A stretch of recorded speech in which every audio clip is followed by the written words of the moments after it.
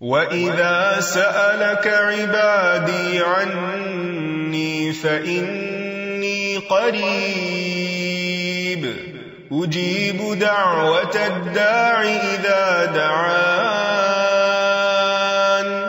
فَلْيَسْتَجِيبُوا لِي وَلْيُؤْمِنُوا بِي لَعَلَّهُمْ يَرْشُدُونَ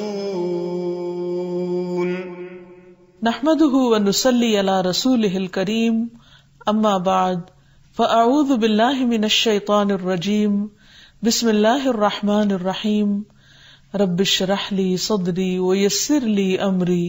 واحلل عقدۃ من لسانی یفقہوا قولی۔ السلام علیکم ورحمۃ اللہ وبرکاتہ۔ ناظرین، پروگرام دعا کیجیے کے ساتھ آپ کی خدمت میں حاضر ہیں۔ آج ہم انشاءاللہ اخلاقی برائیوں سے بچنے کی دعائیں آپ کے ساتھ شیئر کریں گے۔ اللہ سبحانہ وتعالیٰ قرآن مجید میں فرماتے ہیں وَقَالَ رَبُّكُمُ ادْعُونِي أَسْتَجِبْ لَكُمْ،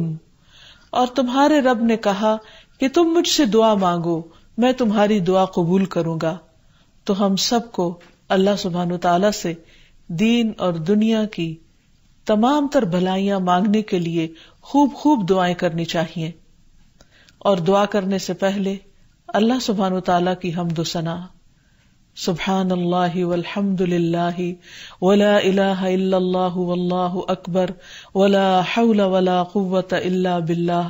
اور پھر درود شریف اللہم صلی علی محمد وعلی آل محمد کما صلیت علی ابراہیم وعلی آل ابراہیم انک حمید مجید، اللہم بارک علی محمد وعلی آل محمد کما بارکت علی ابراہیم وعلی آل ابراہیم انک حمید مجید، اور پھر دنیا اور آخرت کی بھلائیاں ربنا آتنا فی الدنیا حسنۃ وفی الآخرۃ حسنۃ وقنا عذاب النار، اے ہمارے رب تو ہمیں دنیا میں بھی بھلائیاں عطا فرما اور آخرت میں بھی، اور ہمیں آخرت میں آگ کے عذاب سے محفوظ رکھ۔ تو جہاں تک دنیا کی بھلائیوں کا تعلق ہے تو وہ صرف مال و اولاد ہی نہیں، انسان کا دین، اخلاق، اس کا حسن معاملہ، یہ بہت بڑی بھلائیاں ہیں جو انسان کو دنیا میں نصیب ہوتی ہیں۔ انسان کے لیے لوگوں کے ساتھ معاملہ کرتے وقت اچھے اخلاق کو پیش نظر رکھنا نہایت ضروری ہے، لیکن یہ جتنا ضروری ہے اتنا ہی مشکل بھی ہے۔ ہاں، اگر انسان کو اس کا ریوارڈ معلوم ہو تو انسان اس کا اہتمام کر سکتا ہے۔ رسول اللہ صلی اللہ علیہ وسلم نے اس کو سب سے افضل عمل بتایا ہے۔ آپ نے فرمایا ابن آدم نے کوئی ایسا عمل نہیں کیا جو نماز، آپس میں صلح کروانے اور اچھے اخلاق سے بہتر ہو، یعنی ایک طرف اللہ سبحانہ تعالیٰ کی عبادت ہو اور دوسری طرف آپس کے تعلقات کی اصلاح اور پھر بہترین اخلاق۔ ایک اور روایت میں یہ نماز روزے کے قائم مقام بتایا گیا۔ نبی صلی اللہ علیہ وسلم نے فرمایا مومن اپنے اچھے اخلاق سے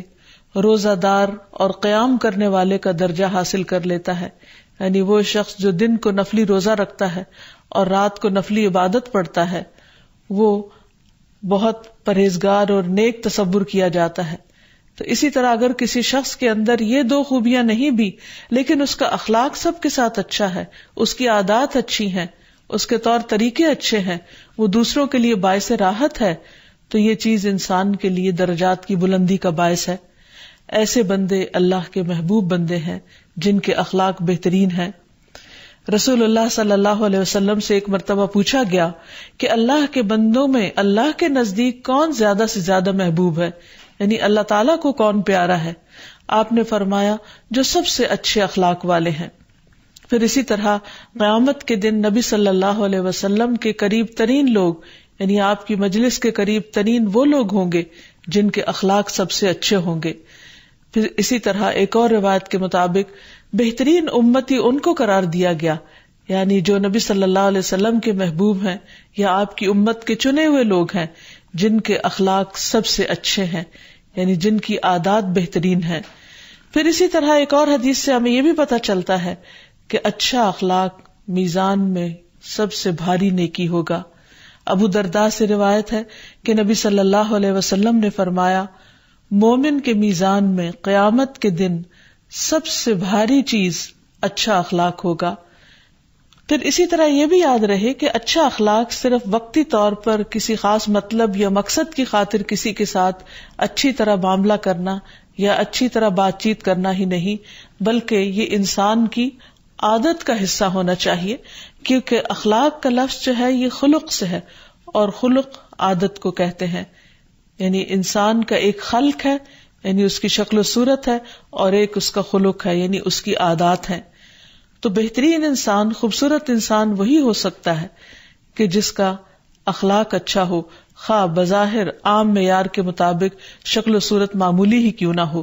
کیونکہ لوگوں کو کسی کے شکل و صورت سے وقتی طور پر دیکھنے سے کچھ فائدہ ہو سکتا ہے، لیکن انسان دوسرے کے رویے اور معاملے کو نہیں بھولتا، اس لیے اس کو بہتر سے بہتر بناتے رہنے کی کوشش کی جانی چاہیے. پھر اسی طرح یہ ہے کہ جہاں اچھے اخلاق کو بہت فائدے کی چیز بتایا گیا، وہاں دوسری طرف برے اخلاق کو بہت نقصان کی چیزیں بتایا گیا. یعنی ایسا نہیں کہ اگر ہم اچھے اخلاق کا کوئی اختیار نہیں کرتے تو کوئی فرق نہیں پڑتا. یعنی یہ نہیں کہ اگر انسان کہے کہ میرا اخلاق اچھا نہیں تو کوئی بات نہیں. ہمارے دین میں جہاں ایک طرف ہمیں اچھے اخلاق کی تعلیم دی گئی، اچھے اخلاق کے بارے میں بتایا گیا اور اس کی فضیلت بیان کی گئی، وہاں دوسری طرف ہمیں برے اخلاق کے برے نتائج کے بارے میں بھی بتایا گیا. نبی صلی اللہ علیہ وسلم نے برے اخلاق سے بچنے کی بھی تلقین کی. نبی صلی اللہ علیہ وسلم کے جہاں محبوب ترین لوگ وہ ہیں جن کے اخلاق اچھے ہیں، تو وہاں آپ کے نزدیک سب سے ناپسندیدہ لوگ وہ ہیں کہ جن کے اخلاق برے ہیں. جابر رضی اللہ عنہ سے روایت ہے کہ رسول اللہ صلی اللہ علیہ وسلم نے فرمایا، قیامت کے دن میرے نزدیک تم میں سب سے زیادہ محبوب اور قریب بیٹھنے والے لوگ وہ ہیں جو بہترین اخلاق والے ہیں، اور سب سے زیادہ ناپسندیدہ اور دور رہنے والے لوگ وہ ہیں جو زیادہ باتیں کرنے والے، بلا سوچے سمجھے اور بلا احتیاط بولنے والے اور تکبر کرنے والے ہیں. اسی طرح ایک اور موقع پر آپ صلی اللہ علیہ وسلم نے بدترین انسان اس کو بتایا کہ جس کی برائیوں اور برے اخلاق کی وجہ سے اس کے شر سے بچنے کے لیے لوگ اس سے ملنا جلنا چھوڑ دیں، اس کے ساتھ تعلق رکھنا پسند نہ کریں، اس کو دیکھتے ہی گھبرا اٹھیں کہ یہ پھر کوئی نہ کوئی ایسی بات کرے گا جس سے تکلیف پہنچے گی. تو ایسے لوگ قابل مذمت ٹھہرے جن کے اخلاق قابل مذمت ہیں، یعنی ناپسندیدہ ہیں. اور برے اخلاق میں انسان کا کلام یعنی بد کلامی،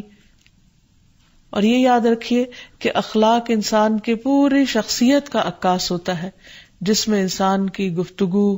انسان کا لین دین، انسان کا معاملہ، اس کی عادات، یہ تمام چیزیں اس میں شامل ہوتی ہیں.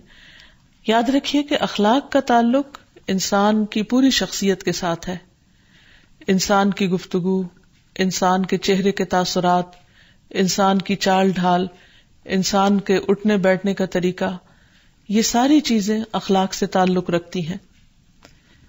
اسی لیے ہم دیکھتے ہیں کہ بد اخلاقی میں نمبر 1 بد کلامی آتی ہے، کیونکہ انسان جب بات کرتا ہے تو اس کے اثرات دوسروں پر پڑتے ہیں، اور پھر جب انسان گالی گلوچ کرتا ہے یا دوسروں کے ساتھ طعن و تشنیع کرتا ہے یا ہارش طریقے سے بات کرتا ہے، یعنی سخت کلامی کرتا ہے، تو یہ تمام چیزیں بد اخلاقی کا حصہ بن جاتی ہیں. اللہ سبحانہ وتعالیٰ فحش کلامی سے نفرت فرماتے ہیں. نبی صلی اللہ علیہ وسلم نے فرمایا، مومن کے میزان میں قیامت کے دن سب سے بھاری چیز اچھا اخلاق ہوگا، اور بے شک اللہ تعالیٰ فحش گوئی اور بے حیائی کو پسند نہیں کرتا. نبی صلی اللہ علیہ وسلم نے اپنی امت کو اس سے بھی خبردار کیا تھا کہ تم میں پچھلی قوموں والی عادات نہ آ جائیں، اور وہ پچھلی قوموں کی، پچھلی امتوں کی جو بیماریاں تھیں، یعنی اخلاقی بیماریاں، ان میں خاص طور پر اترانا،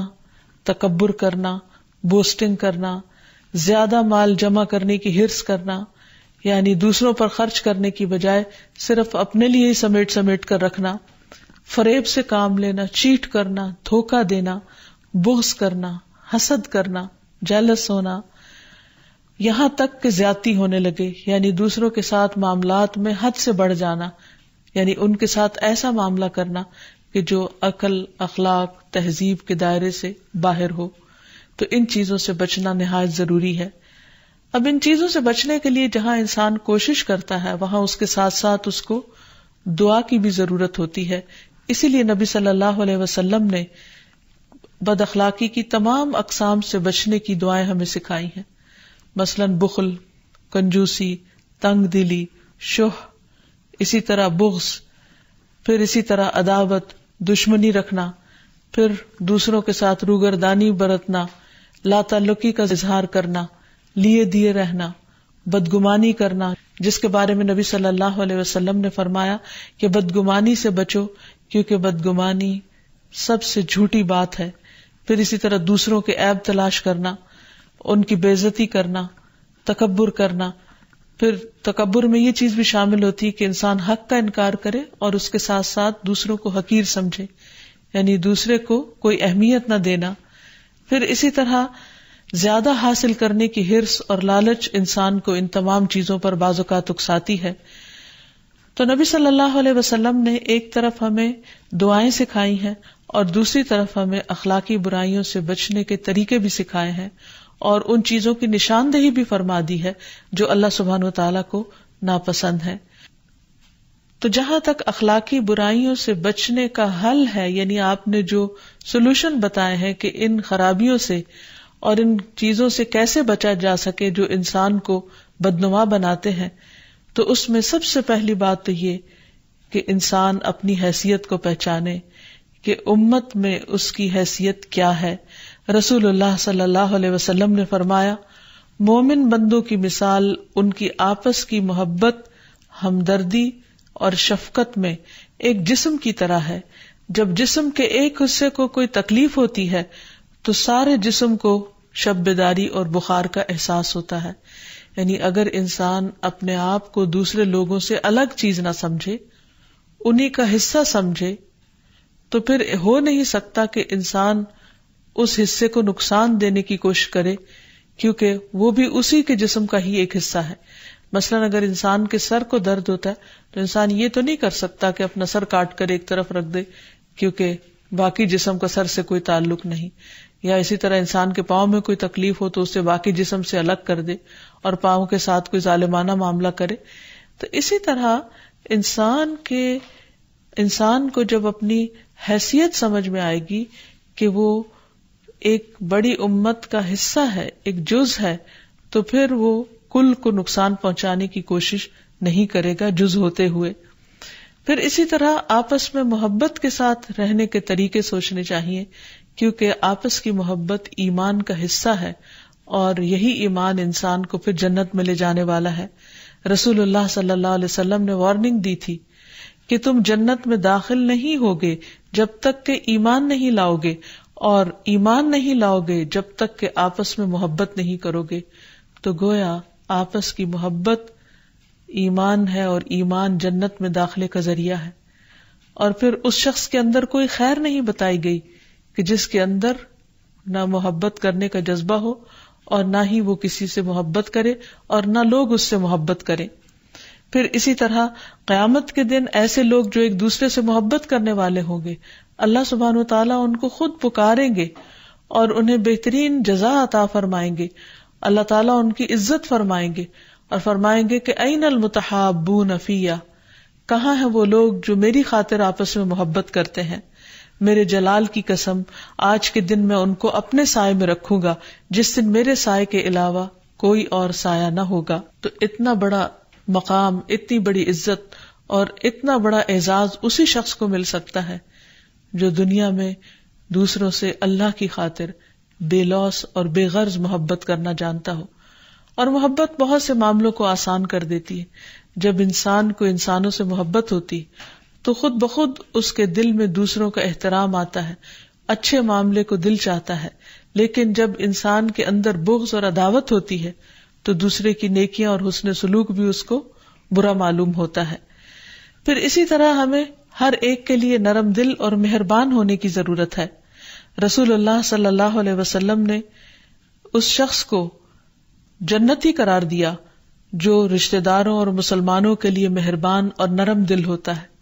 جو دوسروں کی ضروریات پوری کرتا ہے۔ آپ صلی اللہ علیہ وسلم نے فرمایا، مومن کو خوش کرنا اس کا قرض ادا کر دینا، اس کی ضرورت پوری کرنا، اس سے کسی مصیبت کو دور کر دینا افضل اعمال میں سے ہے۔ پھر اسی طرح ہمیں یہ تلقین کی گئی ہے کہ ایک دوسرے کے ساتھ تواضع اور ہمبلنس کا مظاہرہ کریں، ایک دوسرے پر فخر نہ جتائیں، ایک دوسرے کے مقابلے میں اکڑ نہ ہو بلکہ نرمی اور جھکاؤ کا معاملہ ہو۔ اور اس کے لیے سلام میں پہل کرنے کو بہت بڑی کامیابی کی کلید بتایا گیا کہ اس شخص کا دل تکبر سے خالی ہے جو سلام میں پہل کرتا ہے، اور سلام محبت پیدا کرنے کے لیے بہت ہی کارگر نسخہ ہے۔ پھر اسی طرح دوسرے کے بارے میں بدگمانی سے انسان بچے، کیونکہ جب گمان برا ہوتا ہے تو انسان کے اعمال اسی کے مطابق، رویے اسی کے مطابق ڈھل جاتے ہیں۔ پھر اسی طرح دوسروں کے معاملے میں تجسس نہ کرے، اگر کہیں بدگمانی ہو جائے تو معاملہ جلد صاف کر لیا جائے، کلیریفیکیشن کر لی جائے اور جلد از جلد صلح کر لی جائے، کیونکہ انسان ہے، انسانوں کے درمیان اختلافات ہو جاتے ہیں، لڑائی جھگڑے ہو جاتے ہیں، لیکن ان لڑائی جھگڑوں کو طول نہیں دینا چاہیے۔ دوسری چیز یہ ہے کہ انسان دعاؤں کے ذریعے اپنے اخلاق میں تبدیلی لائے، یعنی عملی حل کے علاوہ جب دعا ساتھ کرے گا تو انشاءاللہ اس کے رویے میں بہت بہتری آئے گی۔ اس سلسلے میں قرآن مجید میں جو دعا سکھائی گئی ہے وہ ہے ربنا اغفر لنا ولإخواننا الذين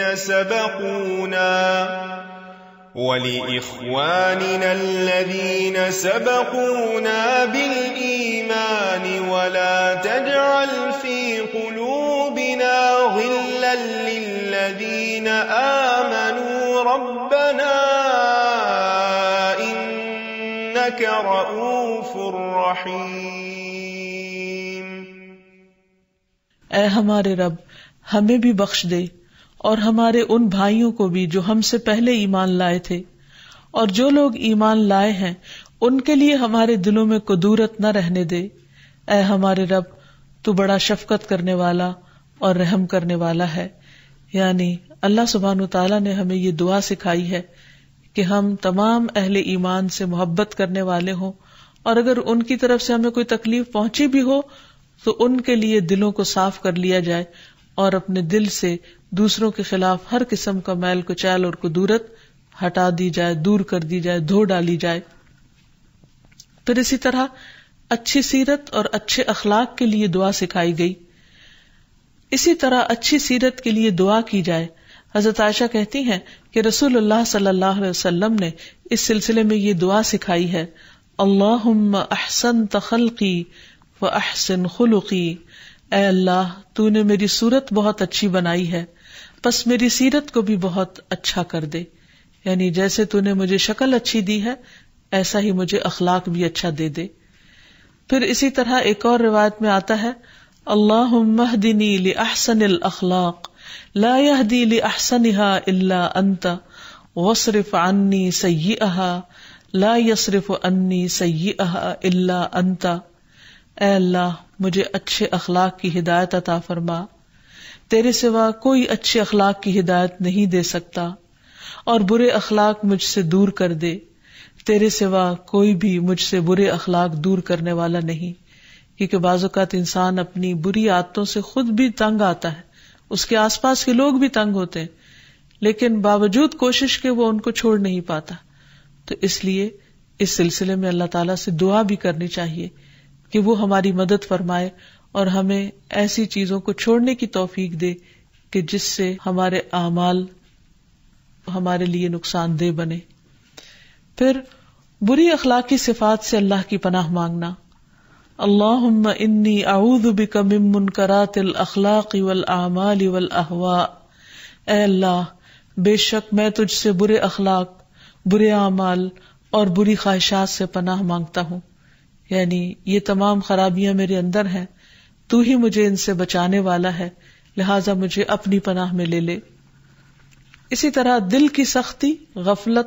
اور نفاق سے اللہ کی پناہ مانگنی چاہیے۔ اللہم انی اعوذ بک من العجز والکسل والجبن والبخل والحرم والقسوة والغفلة والعیلة والذلة والمسکنة واعوذ بک من الفقر والکفر والفسوق والشقاق والنفاق والشقاق والنفاق والسمعة والرياء. اے اللہ میں تیری پناہ مانگتا ہوں عاجزی اور سستی سے، بزدلی اور بخل سے، انتہائی بڑھاپے، دل کی سختی اور غفلت سے، مفلسی، ذلت اور ناداری سے، اور میں تیری پناہ مانگتا ہوں محتاجی اور کفر سے، نافرمانی، مخالفت اور نفاق سے، بری شہرت اور دکھاوے سے. پھر اسی طرح خاص طور پر عاجزی اور سستی انسان کو کسی کام کا نہیں چھوڑتی، اس سے پناہ مانگی گئی. نبی صلی اللہ علیہ وسلم نے دعا سکھائی، اللہم انی اعوذ بک من العجز والکسل والجبن والہرم واعوذ بک من فتنۃ المحیا والممات واعوذ بک من عذاب القبر. اے اللہ میں تیری پناہ مانگتا ہوں عاجزی اور سستی سے، بزدلی اور بڑھاپے کی ذلیل حدود میں پہنچ جانے سے، اور میں تیری پناہ مانگتا ہوں زندگی اور موت کے فتنوں سے، اور میں تیری پناہ مانگتا ہوں قبر کے عذاب سے. تو اللہ تعالیٰ سے دعا ہے کہ وہ ہمیں ان تمام فتنوں سے محفوظ رکھے، ہمیں ہمارے نفس کے شر سے بچائے، اور ہمیں بد اخلاقی اور برے معاملے سے محفوظ رکھے، تاکہ ہماری دنیا اور آخرت دونوں ہی خوشگوار ہو سکے. السلام علیکم ورحمۃ اللہ وبرکاتہ.